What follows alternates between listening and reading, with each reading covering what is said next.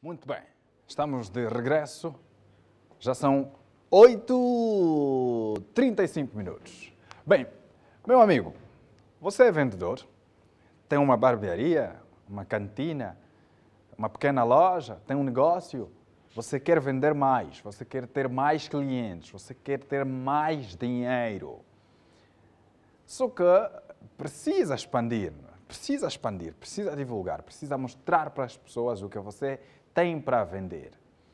O programa Primeira Página, pensando em ti, criou o espaço Meu Negócio, onde você pode publicitar o seu serviço.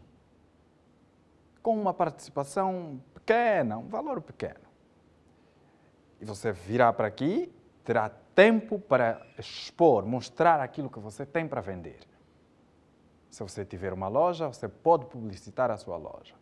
Se você tiver uma farmácia, você pode publicitar a sua farmácia. Se você tiver uma pequena barbearia, você pode fazê-lo. Salão de beleza, você pode fazer isso. Qualquer negócio que você tenha, por mais pequeno que seja, você pode publicitar aqui no espaço Meu Negócio. Então, o que fazer? Como fazer? É simples. Basta ligar para o nosso contacto telefónico 946 37 3600, 946 37 3600. Ligue e marque já a sua audiência e virá para aqui publicitar o seu negócio. Ligue, trate de conversar com a nossa área que trata desse assunto e, posteriormente, você estará aqui a vender o seu negócio. Tempo suficiente para você publicitar, passar contactos, explicar o que é, o que não é. Então vamos olhar para esse assunto, só depois é que passaremos para um outro assunto, que também muito lhe interessa. Já imaginou ter um espaço na TV só para divulgar o seu negócio? A sua solução está aqui na rubrica Meu Negócio da Palanca TV. Eu comecei a fazer o meu trabalho por amor mesmo. Com novas tabelas de preços, pode divulgar a sua empresa, o seu empreendimento ou qualquer outro tipo de negócio a preços baixíssimos. Faça crescer o seu rendimento no Meu Negócio, na Palanca TV. Em média eu conto 120 a 110 perucas. Meu Negócio. Para mais informações, ligue 946 37 36 00. Aí o número. É fácil. 946 37 3600. 946 37 3600. Ligue e vem para aqui publicitar o seu negócio. Não iremos para o espaço Meu Negócio, e sim vamos falar um pouco sobre matéria de direito. Meios de tutela jurídica é o assunto que poderemos aqui conhecer com o jurista Vander Vaz, que está aqui conosco para falar desse tema, um tema que achamos interessante trazer aqui em abordagem, e o nosso telespectador é convidado a estar conosco nesta conversa. Vou então ao encontro de Vander Vaz, nosso convidado nesta manhã de quarta-feira, 27 de abril de 2022. Vander, muito bom dia. Muito bom dia. Seja bem-vindo ao nosso programa. Obrigado. Está tudo bem? Está. Então, Vander, o que é isso? Meios de tutela jurídica. Bem, meios de tutela jurídica é o conjunto de mecanismos que o Estado despoleta aos cidadãos para que então possam utilizar caso sintam que os seus direitos estão a ser violados ou caso estejam na iminência de ser violados. Desde já, Afonso, é importante nós aqui clarificar como é que isso se despoleta. Falamos aqui da autotutela e heterotutela. O que é que nós vai ser então a heterotutela? Heterotutela vai ser a famosa tutela pública. Se calhar em casa devem estar a se perguntar o que é isso, a tutela pública. É um fenômeno que nós conhecemos, nos deparamos com ela, só que muitas vezes, em termos jurídicos, não conseguimos perceber o que é. Mas muitas vezes até nós vivemos. Nós estamos a falar do conjunto de mecanismos que o Estado disponibiliza para tornar efetivas as normas jurídicas ou então a proteção dos nossos direitos subjetivos. Então aqui nós começamos a falar desses mecanismos que o Estado coloca para que o cidadão então possa apresentar, para que o cidadão então possa defender os seus interesses. Desde já nós falamos primeiro da tutela preventiva. Na tutela preventiva, ela visa prevenir um direito antes da sua violação. É uma forma de proteger o nosso direito antes dele ser violado. Bem, nós temos também a autoridade pública. Quando nós falamos da autoridade pública, estamos a falar aqui dos órgãos policiais que visam, na verdade, aqui impedir que certas atividades provoquem danos a outrem. Depois também nós falamos das medidas de segurança. Nas medidas de segurança, nós estamos a falar da questão que acontece em que o interditado ou inabilitado, que nós em casa falamos ou na rua, dissemos o famoso maluco ou esquizofrênico, esta pessoa, ele coloca em perigo a sociedade. Todavia, o que é que aqui funciona? O Estado coloca medidas de segurança para poder retirar essa pessoa da sociedade, de modo a não perturbar a ordem pública, mas também com o objetivo de curar essa inaptidão, porque nós verificamos que é uma pessoa que, podemos falar assim, do ponto de vista jurídico, está doente e precisa de um tratamento. Agora, outro assunto também imprescindível que nós devemos aqui salientar é concernente à questão de como é que é desempenhado, então, esta tutela pública. E é simples também, esta tutela pública é desempenhada por intermédio dos tribunais. E como nós sabemos, os tribunais são órgãos independentes, com competência de administrar a justiça em nome do povo. Mas aqui é importante debruçar que os tribunais eles estão assentes sobre a base de alguns princípios. Desde já o princípio da independência, isso quer dizer que o tribunal só obedece o direito e a lei. Exato. E depois também o princípio da imparcialidade. Isto quer dizer que o tribunal não está comprometido com os interesses dos litigantes. Se eu e o Afonso tivermos um litígio, automaticamente, ao irmos para o tribunal para ser dirimido, o tribunal, na verdade, não tem nenhum interesse no nenhuma das partes, bonito, apenas deve resolver o conflito de acordo com as provas que lhe forem apresentadas. Depois também aqui nós falamos um pouco da questão da passividade, é dizer que quando alguém tenta uma ação a fazer um pedido, o tribunal não pode apenas ouvir a parte sem ouvir a contraparte que vai fazer o contraditório, salvaguardando aqui o princípio do contraditório. Logicamente, se o Afonso alegar que me deve, o Afonso deve provar. O tribunal não pode decidir logo, não, Afonso te deve, está bom, tens que pagar. Automaticamente, eu tenho que provar, tem o direito de fazer o contraditório, que não, o Afonso acho que talvez esteja a mentir, o Afonso não, eu não devo o Afonso. E então o tribunal funciona assim, ouvir sempre a contraparte, o princípio do contraditório.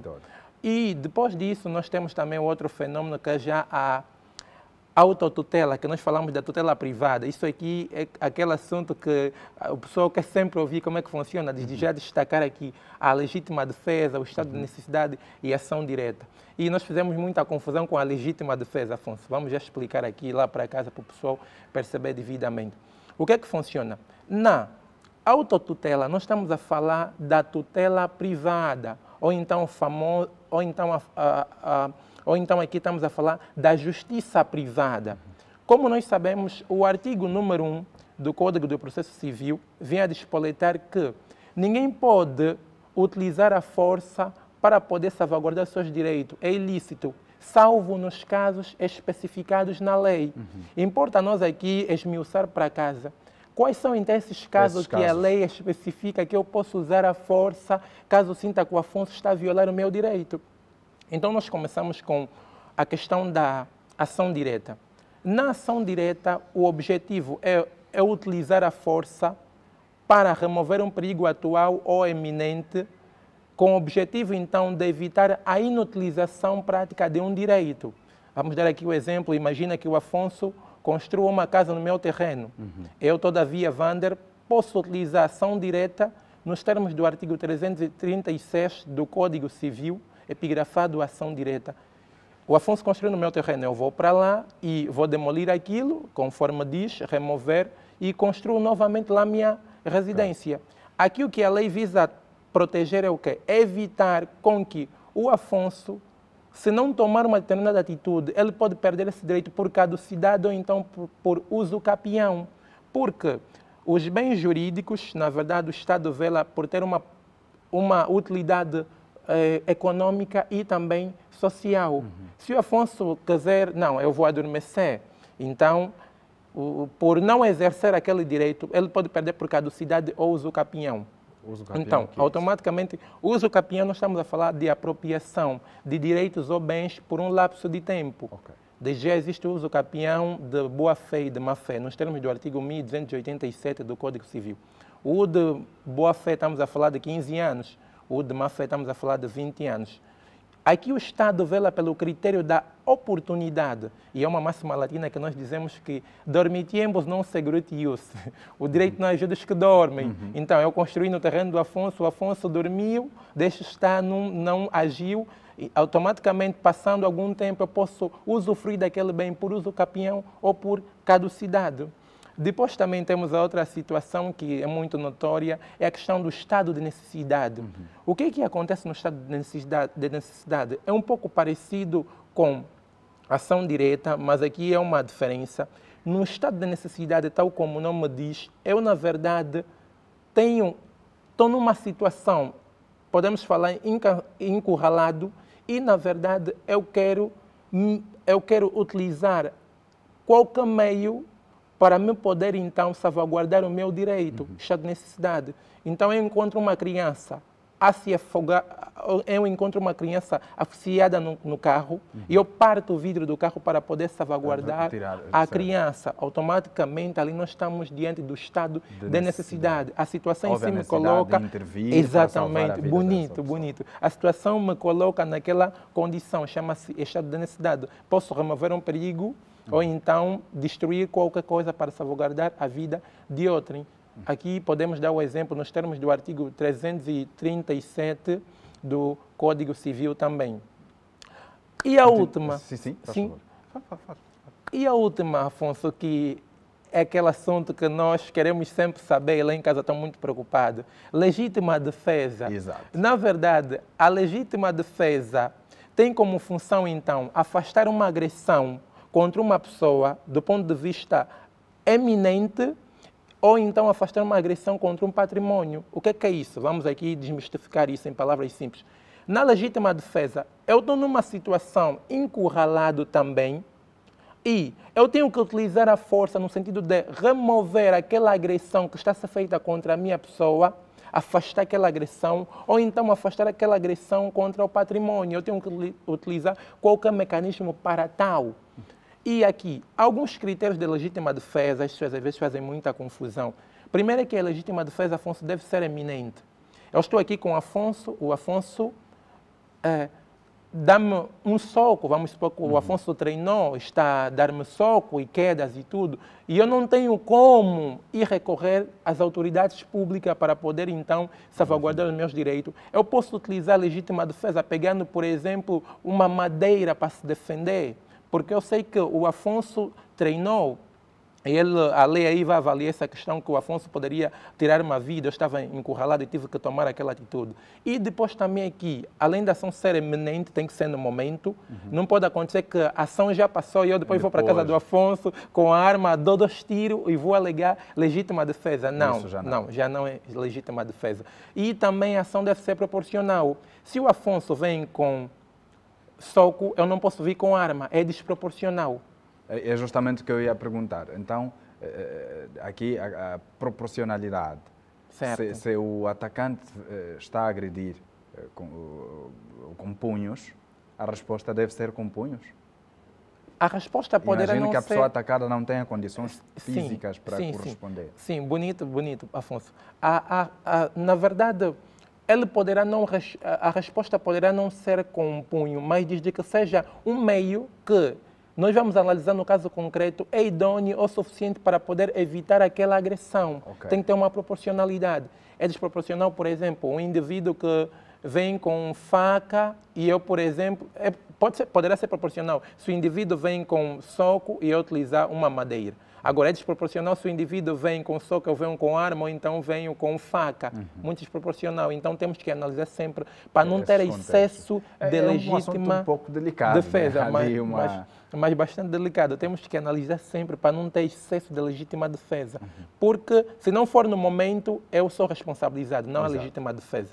E às vezes é um pouco complexo também aferir quando é que há legítima defesa, quando é que houve excesso, quando é que não. Porque as pessoas confundem muito. Não, mas é o meu direito, eu estava em legítima defesa. E ali, cuidado em casa, temos que analisar sempre os critérios da legítima defesa. A ação tem que ser eminente, tem que ser proporcional e o indivíduo tem que estar na situação da impossibilidade de recorrer aos órgãos jurídicos ou então de recorrer às autoridades públicas para a sua proteção. Ali sim, podemos alegar sim legítima defesa nos termos do artigo 338 do Código Civil. Aqui nessa questão da legítima defesa, e nos últimos tempos está a acontecer nas nossas comunidades, infelizmente, o que não é bom, quando as pessoas vão para assaltar, outras vão praticar outras ações que resultam em prejuízos, e depois aparecem pessoas que vão agredir o acusado. Inclusive, queimam as pessoas, e enfim. E depois vai ouvir comentários, não, nós agimos em legítima defesa. Há aqui mesmo uma confusão que se faz justamente sobre a legítima defesa. Não é? Parece que não estamos bem esclarecidos sobre isso. Certo. E isso é falta de cultura jurídica? Na verdade, é falta de cultura jurídica. E até aproveitando aqui a deixa, Afonso, eu faço parte do projeto São Quick Tribuere, que significa então atribuir a cada um que é seu por direito. Esse projeto visa clarificar aos cidadãos o que é sobre os ramos do direito e não só e sobre as ferramentas do direito. Qualquer pessoa pode ter noção disso. Certo. A ideia é levar o direito na comunidade, a consulta jurídica, aqui procurar levar aos cidadãos quais atitudes devem tomar caso sintam que os seus direitos estão a ser mitigados ou violados e também aqui destartar para a comunidade que ninguém é insuficiente demais para não conhecer dos seus direitos. Então, nós no dia 30 vamos realizar também um café jurídico no Bar Star, às 10 horas, na Zona Verde. Nós vamos aqui debruçar a questão da criminalidade, os crimes passionais e também, de certeza, que nós vamos tocar na legítima defesa, que ultimamente as pessoas fazem uma confusão. E aqui também destartar, Afonso, que na legítima defesa eu, na verdade, não posso provocar. Eu não posso provocar o ato, depois dizer, não, Afonso, eu estava no exercício da legítima defesa. Também não é legítima defesa quando eu provoco o ato. Na legítima defesa eu não posso premeditar a situação. A situação deve surgir de forma eminente, está decorrendo no momento e eu não esperava. Não tinha como recorrer às autoridades para poder verificar o meu direito a ser salvaguardado. Então, uma falta de cultura jurídica dos cidadãos. O nosso projeto também visa isso, tem avançado. Estaremos já na segunda edição do Café Jurídico, estamos aí com o direito na comunidade, as consultas jurídicas que se avizinham, porque nós queremos tornar então os cidadãos abalizados sobre o direito e como devem se defender caso sintam que os seus direitos estão a ser violados então, ou mitigados. O Wander é também coordenador do projeto Juristas Solidários. Sim, exatamente. É nesta missão que vão levando este conhecimento às pessoas. Realmente. A atividade que vocês têm prevista é para o mês próximo já? Dia 30 já, neste mês. Já no sábado já. No sábado próximo. Dia 30. Portanto, a ideia é fazer com que as pessoas conheçam os seus direitos. Certo. Estejam cada vez mais por dentro daquilo que lhes cabe. Sim. Bom, então, falou aqui da criminalidade. Sim. Quais são as medidas que nós podemos adotar para reduzir esse fenômeno? Primeiramente, nós aqui vamos navegar um pouco naquela questão de que o direito penal se debruça muito, a doutrina do direito penal, e aí há vários doutrinadores. Alguns dizem que a pessoa já nasce criminoso, depois outros alegam que o criminoso, na verdade, ele não nasce, torna-se por causa de certos fatores, desde já que esmiuçar os fatores econômicos, sociais e psicológicos. Mas, todavia, as medidas que eu gostaria de aqui salientar, Afonso, nós, na verdade, devemos ter uma educação, partimos da educação, porque a educação, na verdade, é a ferramenta imprescindível para nós transformar um ser ou um homem. E a educação começa na família, a família é a primeira base da sociedade. O indivíduo, quando não é bem educado na família, salvo exceção em alguns casos, quando não é bem educado na família, ele irá para a rua e, na verdade, terá uma atitude negativa.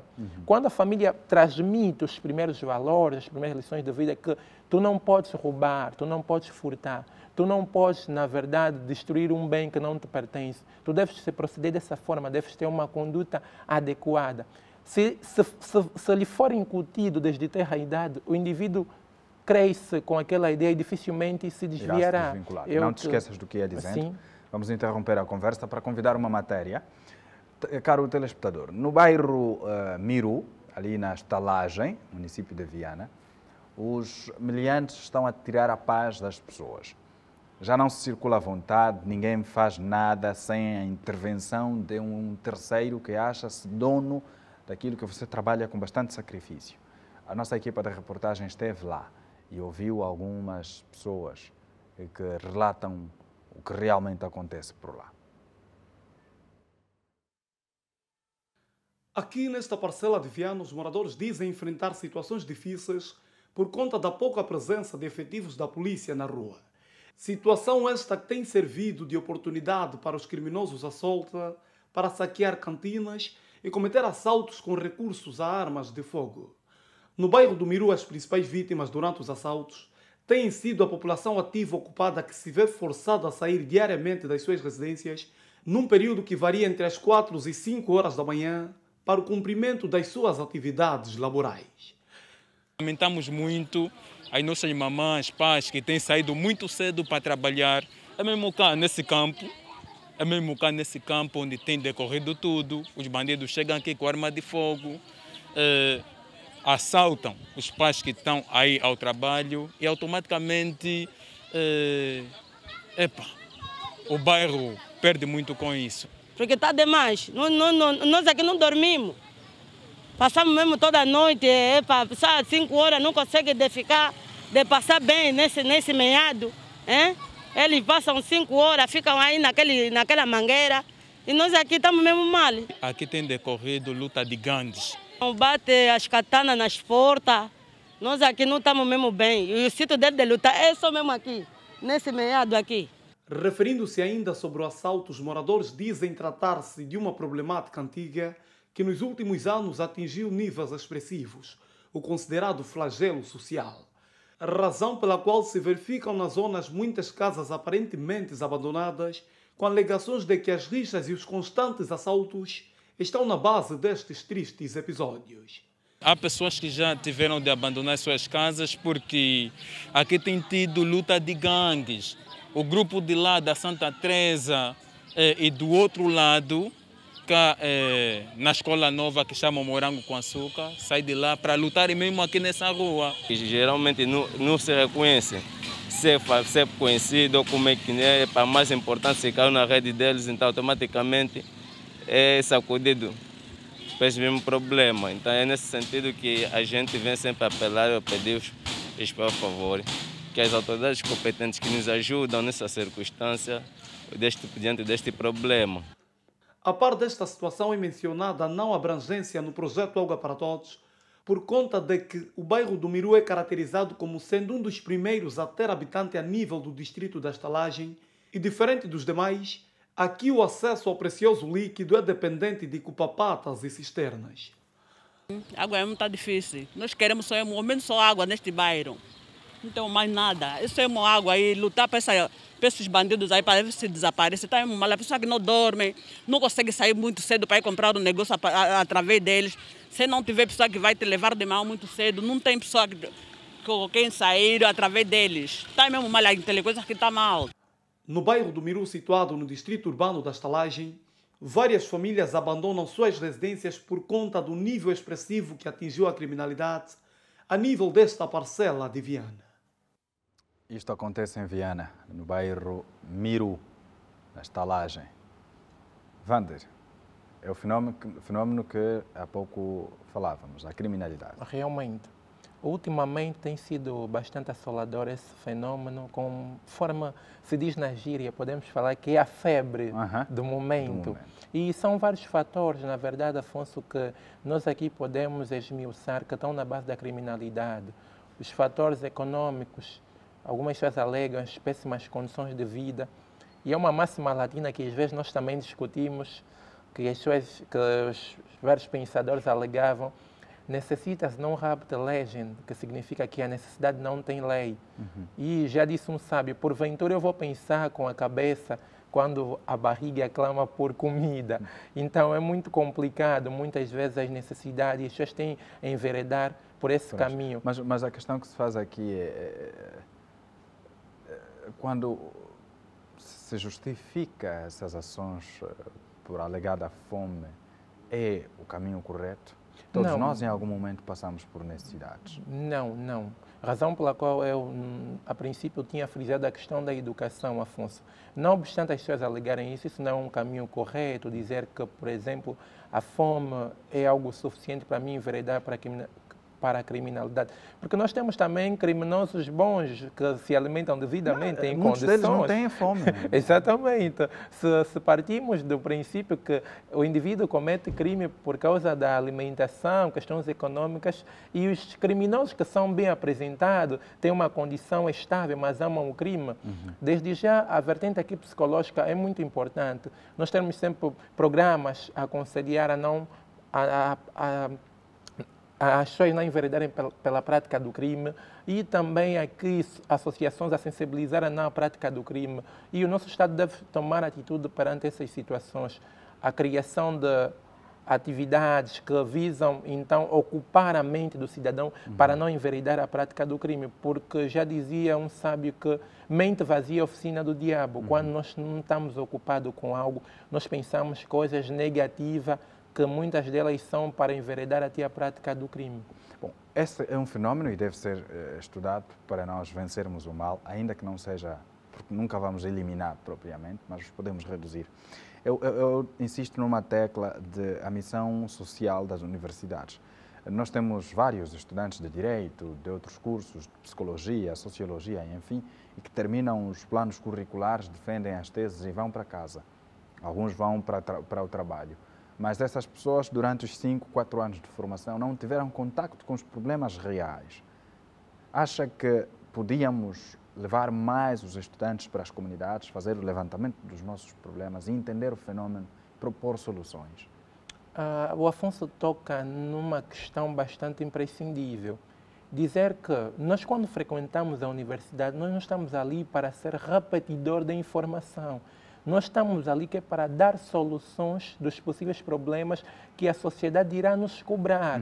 Desde já que os estudantes de Sociologia, Psicologia, os estudantes de Direito, eles devem incutir na mente que passam para uma universidade. Esse percurso que eles fazem é para aprender, estar abalizado e dar soluções aos problemas. Seriam os estudantes a estarem ali a fazer pesquisa de campo, a levantar questionários para saber quais são então os fatores do crime e apelando, sensibilizando para que os indivíduos não possam enveredar para a prática do crime. Só que às vezes não acontece isso. Nós somos licenciados aqui pela base da fama, o título. Há uma febre agora que toda a gente é licenciado, toda a gente está na universidade. Mas na prática nós não verificamos isso. Então eu apelo aos estudantes universitários e não só, que vamos refletir devidamente no que estamos a estudar para que possamos então não ser reprodutor da informação, mas então pessoas possíveis de dar solução nesse país no que tange então a certos problemas que têm assolado a nossa sociedade. Muito bem. Então, Wander, obrigado pela presença. Obrigado, Afonso. Já no dia 30, então, levam mais uma atividade para o encontro daqueles que se interessem em saber sobre matérias jurídicas, não é? Sim. Qual é o nome da atividade mesmo? Café Jurídico. Café Jurídico. Então, junte-se a essa atividade, o Wander e outros seus parceiros vão partilhar consigo matérias importantes sobre os seus direitos, porque se você não os conhecer, você não saberá reclamar. Não é? Então, tem ali uma magna oportunidade de, no dia 30 do corrente mês, participar de uma atividade que visa levar o conhecimento jurídico a qualquer cidadão. Porque nós temos pelo hábito de quem tem que conhecer o direito é o estudante de direito. É verdade, há pessoas que pensam assim. Realmente. Mas eu não sou estudante de direito, eu estudo medicina. Existe direito, qualquer coisa ligada à medicina também, certo, não é? Sim. Então, imagina, se você não conhecer, você será um médico que só sabe aplicar. Esquecemos às vezes nós, Afonso, que todos nós somos cidadãos e, como cidadãos, temos direito a reivindicar, razão pela qual devemos conhecer os nossos direitos. E os nossos deveres. Realmente, exatamente. Wander, obrigado. Obrigado. Boa sorte. Boa. Bom, estimado telespectador, gratos pela atenção dispensada neste exato momento. Nós vamos agora partir para um brevíssimo intervalo. No momento seguinte já iremos voltar a olhar para as nossas reportagens sobre o Mussulo. O Mussulo que eu tanto gosto, mas também tem alguns problemas que devem ser resolvidos. Vamos para o intervalo e voltaremos a seguir.